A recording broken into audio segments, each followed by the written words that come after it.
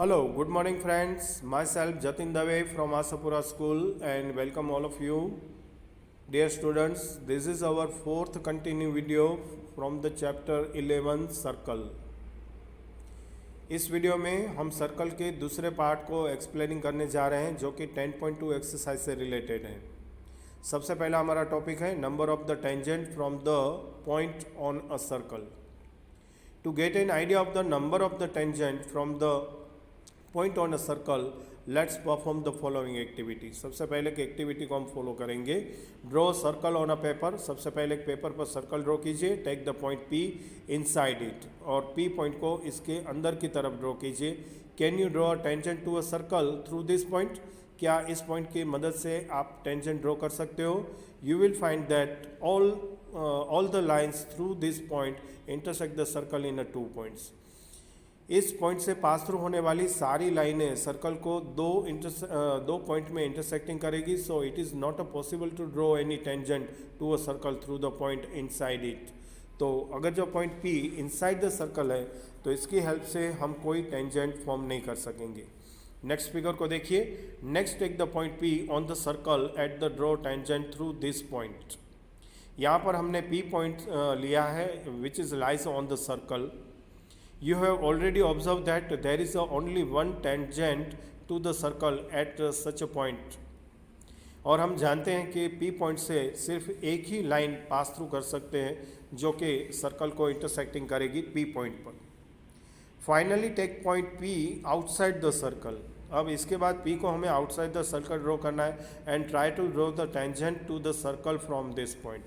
और इस पॉइंट से हम टेंजेंट ड्रॉ करने की कोशिश करेंगे। Okay, why do you observe? क्या आपने देखा? You will find that you can draw exactly 2 tangents to the circle through this point. तो बाहर वाले पॉइंट पी से, जबकि पी पॉइंट है ये आउट ऑफ द सर्कल होगा, तो हम एग्जैक्टली दो टेंजेंट फॉर्म्स कर सकते हैं through this point. So we can summarise this fact as follows. तो 3 केसों को जो हमने देखा, इसके आधार पर हम 3 बात को खास ध्यान में रखेंगे। केस नंबर 1 के हिसाब से there is no tangent to a circle passing through the point lying inside the circle. मतलब कि अगर जो गिवन पॉइंट सर्कल के इनसाइड में है तो इसमें से पास थ्रू होता हुआ कोई टेंजेंट फॉर्म नहीं हो सकता। दूसरा, there is a one and only one tangent to a circle passing through a point lying on the circle. अगर जो पॉइंट पी सर्कल पर लाइंग है तो इसमें से पास थ्रू होने वाला एक और मात्र एक टेंजेंट फॉर्म हो सकता है। And there are exactly 2 tangent to a circle through the point lying outside the circle.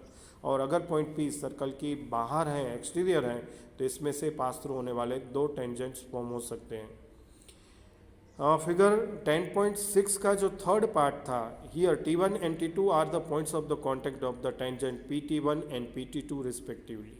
यहाँ पर T1 और T2 पॉइंट ऑफ कॉन्टेक्ट थे जो कि टेंजेंट PT1 और PT2 से रिलेटेड थे। The length of the segment of the tangent from the external point P and the point of the contact with the circle is called the length of the tangent. तो कहने का मतलब यह है कि यहाँ पर PT1 लेंथ और PT2 लेंथ, ये length of the tangent from P to the circle कही जाएगी। Length PT1 and PT2 have the common property. ये दोनों लेंथ हैं, ये कॉमन प्रॉपर्टी है। Can you find this? Measure PT1 and PT2 are this equal? क्या आप इसे तलाश कर सकेंगे ये दोनों इक्वल है या नहीं? In fact this is always so, होती ही है। Let us give the proof of this fact in the following theorems. तो इस बात को हम थियरम के द्वारा प्रूफ देखने की कोशिश कर रहे हैं। देखिए आपकी स्क्रीन पर है theorem number 10.2। The length of the tangent drawn from the external point to a circle are equal। हमें यहाँ पर प्रूव करना है the length of the tangent जो कि हमने ड्रॉ किया है एक्सटीरियर पॉइंट P से सर्कल पर, ये दोनों टेंजेंट मतलब कि PQ और PR इसकी लेंथ हैं वो इक्वल हैं। सबसे पहले गिवन होगा we are giving a circle with centre O, a point P lying outside the circle and 2 tangent PQ and PR on the circle from P। ये है हमारा गिवन। टू प्रूव होगा PQ is equal to PR। P Q is equal to P R. अब prove करने जा रहे हैं। For this we joint O P, O Q and O R. सबसे पहले हम ओ को पी के साथ, ओ को क्यू के साथ और ओ को आर के साथ ज्वाइन कर रहे हैं। Then angle O Q P and angle O R P are right angles. यहाँ पर जो दो एंगल हैं O Q P and O Q R, ये राइट एंगल्स होंगे because this are angles between the radial and the tangent and according to the theorem number 10.1 they are right angle. ऐसा इसलिए क्योंकि यहाँ पर जो दो एंगल्स फॉर्म हुए हैं ये एंगल्स रेडियल और टेंजेंट के बीच में फॉर्म हुए हैं और अकॉर्डिंग टू द 10.1 थ्योरम जो कि हमने प्रूफ करके देखा, ये दोनों एंगल राइट एंगल होंगे। So here right angle triangles OQP and ORP, right angle triangles OQP and ORP, OQ is equal to OR जो कि radius of the same circle है, OP is equal to OP, ये common line segment है and therefore we can write here triangle OQP congruent to triangle ORP by the rules RHS की मदद से and this gives PQ is equal to PR by CPCT। तो P Q and P R जो कि length of the tangent है to the circle, ये दोनों same मिलेंगी। यहाँ पर याद रखिएगा the theorem can also be proved by using the Pythagoras theorem, जैसे कि P Q square is equal to Q P square minus O Q square and therefore O P square minus O R square is equal to P R square because O Q is equal to O R which gives P Q is equal to P R. Also note that OPQ equal to OPR angle, OPQ angle equal to angle OPR and therefore OP is the angle bisector of the angle QPR. That means the center lies on the bisector of the angle between the two tangents. Now अब कुछ examples देखने जा रहे हैं हम। 1. Prove that the two concentric circles, the chord of the large circle which touches the smaller circle is bisect at the point of the contact. We are given two concentric circles C1 and C2 with the center O and a chord AB of the large circle C1 which touches the smaller circle C2 at point P. हमें prove करना है AP is equal to BP. Let us join OP, then AB is the tangent to CP at P and OP is its radius. Therefore, by theorem number 10.1, OP is perpendicular to OB. Now OB is the chord of the circle C1 and OP is perpendicular to AB. Therefore, OP is the bisector of the chord AB as the perpendicular from the center bisector the chord and therefore AP is equal to BP. एक और example देखने जा रहे हैं। Two tangent TP and TQ are drawn to a circle with a center O from the external point T and prove that PTQ is equal to twice angle POPQ. Angle PTQ is equal to twice angle OPQ.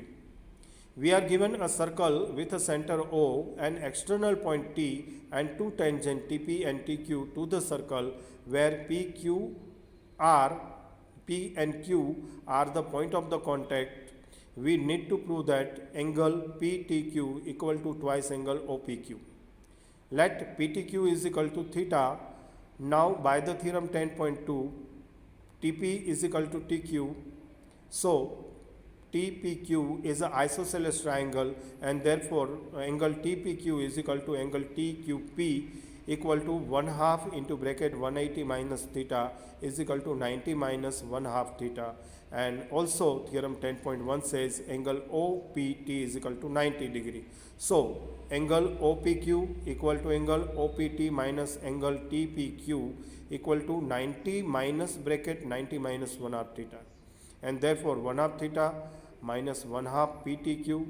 Therefore we can write here angle PTQ is equal to twice angle OPQ. Now question number 3 on your screen. PQ is a chord of the length 8 cm of a circle of a radius 5 cm and the tangent at P and Q intersect at point P. Find the length TP. Join OT and let it intersect PQ at point R. Then triangle TPQ is isosceles and TO is the angle bisector of angle PTQ. Therefore, OT is perpendicular to PQ and therefore OT bisect PQ, which gives PR equal to RQ is equal to 4 centimeter. So OR is equal to under root OP square minus PR square is equal to 5 square minus 4 square is equal to 25 minus 16 is equal to under root 9 and square root of 9 is equal to 3 centimeter. Now angle TPR plus angle RPO equal to 90 and therefore TPR plus PTR is also equal. So angle RPO equal to angle PTR, therefore right angle TRP is similar to the right angle PRO by AA similarity. This gives TP by PO equal to RP by RO, that means TP by 5 is equal to 4 by 3. Now taking cross multiplication both the side and finally we get TP is equal to 20 by 3 centimeter. Here TP can also be found by using the Pythagoras theorem as follow: TP is equal to x and TR is equal to y and then x square is equal to y square plus 16. Here taking the right angle PRT, also x square plus y square is equal to y plus 3 whole square, taking the right angle OPT. Result number 1 and 2, subtracting 1 from 2 and we get 25 is equal to 6y minus 7, or y is equal to 32 by 6 is equal to 16 by 3. Therefore x square is equal to 16 by 3 whole square plus 16 equal to 16 by 9 into bracket 16 plus 9. Therefore 16 multiply 25 by 9 from the 1 we get x is equal to 20 by 3. So ये था हमारा explaining exercise 10.2 को लेकर. Dear students, now it's a time to perform the exercise 10.2 as your homework. अब आपकी बारी है, अब आपको एक्सरसाइज परफॉर्म करनी है 10.2 को. लेकिन याद रहे इसके सारे क्वेश्चंस नहीं करने हैं आपको. जो क्वेश्चन आपके सिलेबस के हिसाब से वैलिड हैं सिर्फ उसको करने हैं. कोविड-19 के चलते हुए रिडक्शन में जो क्वेश्चंस निकाले गए हैं उसे आपको परफॉर्म नहीं करना है. इस बात को ध्यान रखिएगा. हम उम्मीद करते हैं आपने इस सर्कल के ये सारे वीडियो, जो कि ये हमारा कंटिन्यू 4th वीडियो था एक्सप्लेनिंग के लिए, ये सारे अच्छी तरह देखे, सुने और समझे होंगे. इस उम्मीद के साथ आपका धन्यवाद करेंगे. Thank you very much. Bye bye.